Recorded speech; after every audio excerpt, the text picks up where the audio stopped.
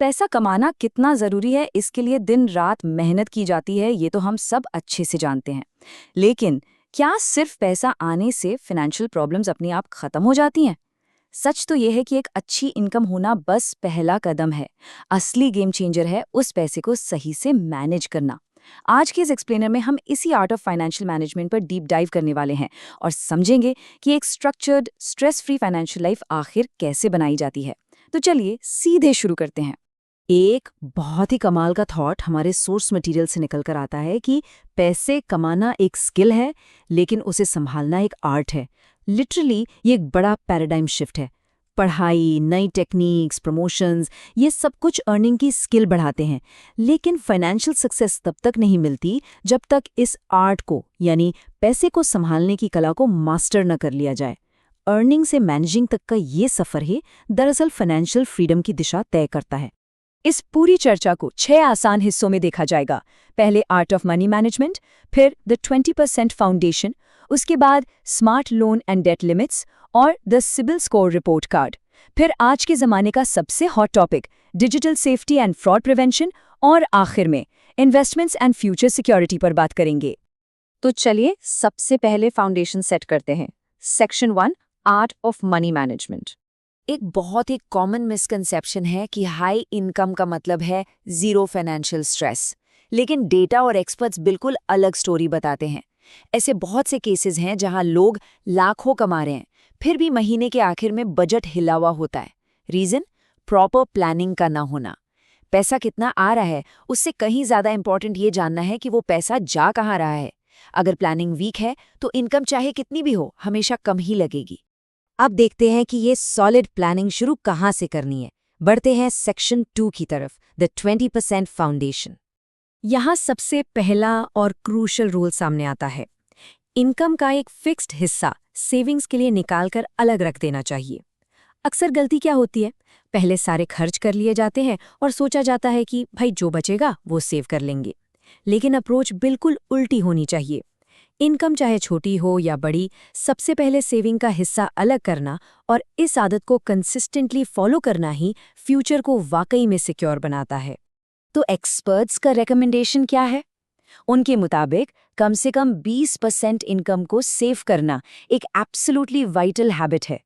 इसे ऐसे समझ सकते हैं कि अगर 100 रुपए कमाए हैं तो 20 रुपए बिना सोचे सीधे फ्यूचर के लिए लॉक, और बाकी बचे 80 रुपए में डेली लाइफ और एक्सपेंसेस को मैनेज करना है।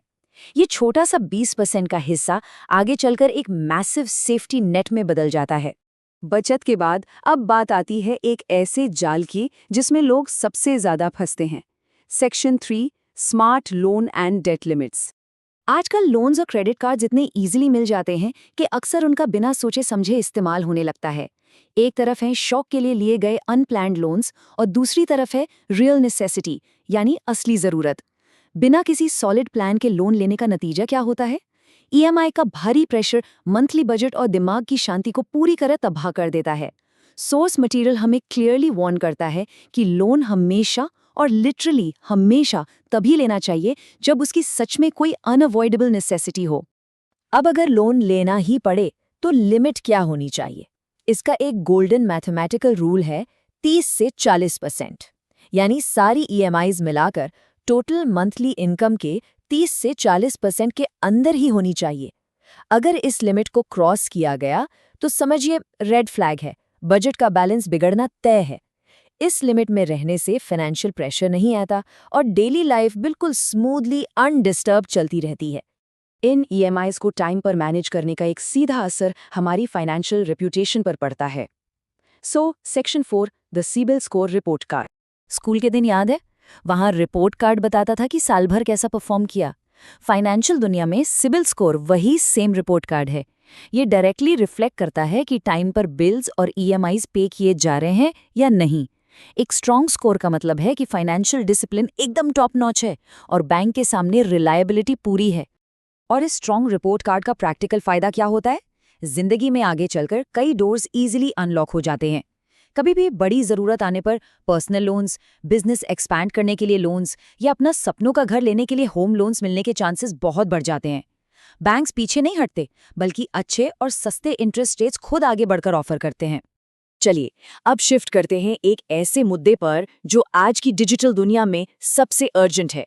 Section 5, digital safety and fraud prevention.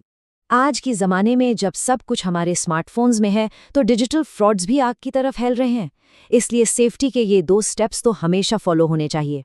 Step 1, किसी भी अनजान लिंक पर क्लिक नहीं करना है और उन फेक कॉल्स पर तो बिल्कुल भरोसा नहीं करना जो डराते हैं या लालच देते हैं। और स्टेप 2, चाहे कॉल करने वाला कोई भी हो, अपनी बैंकिंग डिटेल्स और OTPs जिंदगी में कभी किसी के साथ शेयर नहीं करने। एक छोटी सी गलती बरसों की कमाई को सेकंड्स में ज़ीरो कर सकती है। हमेशा सतर्क रहना ही एकमात्र बचाव है। यहाँ एक बहुत ही कड़ी और सच्ची बात सामने आती है कि फाइनेंशियल सेफ्टी भी उतनी ही क्रूशल है जितनी फाइनेंशियल ग्रोथ। हम हमेशा पैसा बढ़ाने के नए तरीके ढूंढते रहते हैं, राइट? लेकिन अगर उस वेल्थ को प्रोटेक्ट करने की सॉलिड सेफ्टी वॉल ही नहीं है तो वो ग्रोथ कंप्लीटली बेकार है। आज के टाइम में अपने एसेट्स को डिजिटल फ्रॉड से बचाना पैसा कमाने के बराबर ही इंपॉर्टेंट हो गया है। अब हम आते हैं इस एक्सप्लेनर के आखिरी और सबसे फ्यूचर फोकस्ड पिलर की तरफ। Section 6, investments and future security. सिर्फ कैश जमा करने से लॉन्ग टर्म सिक्योरिटी नहीं मिलती, इसके लिए प्रोएक्टिव प्लानिंग करनी ही पड़ती है। देखिए, छोटी छोटी इन्वेस्टमेंट्स की ताकत को कभी अंडर एस्टिमेट नहीं करना चाहिए। टाइम के साथ कंपाउंड होकर ये लॉन्ग टर्म में एक बहुत बड़ा फाइनेंशियल सपोर्ट सिस्टम बन जाती हैं। दूसरी तरफ लाइफ के अनप्रिडिक्टेबल इवेंट्स के लिए इंश्योरेंस को इग्नोर करने की गलती बिल्कुल नहीं होनी चाहिए। हेल्थ इंश्योरेंस मेडिकल इमरजेंसीज में परिवार को फाइनेंशियली टूटने से बचाता है और लाइफ इंश्योरेंस फ्यूचर को कंप्लीटली सिक्योर कर देता है। ये दोनों चीजें लाइफ का एक जरूरी हिस्सा हैं। तो इस पूरी चर्चा को रैप अप करते हुए एक बहुत ही थॉट प्रोवोकिंग सवाल निकल कर आता है। हम सब जानते हैं कि एक टेंशन फ्री सुरक्षित भविष्य के लिए आज ही स्मार्ट फाइनेंशियल डिसीजंस लेने की जरूरत है। पैसा कमाना मेहनत जरूर है, पर उसे संभालना सच में एक कला है। तो खुद से ये पूछना बहुत जरूरी हो जाता है, अगर आने वाले कल की शांति के लिए आज स्मार्ट फाइनेंशियल डिसीजंस लेना इतना ही इंपॉर्टेंट है, तो क्या वाकई में वो डिसीजंस अभी इसी वक्त लिए जा रहे हैं? केवल सोचिए मत, इस पर अमल करना आज से ही शुरू कीजिए।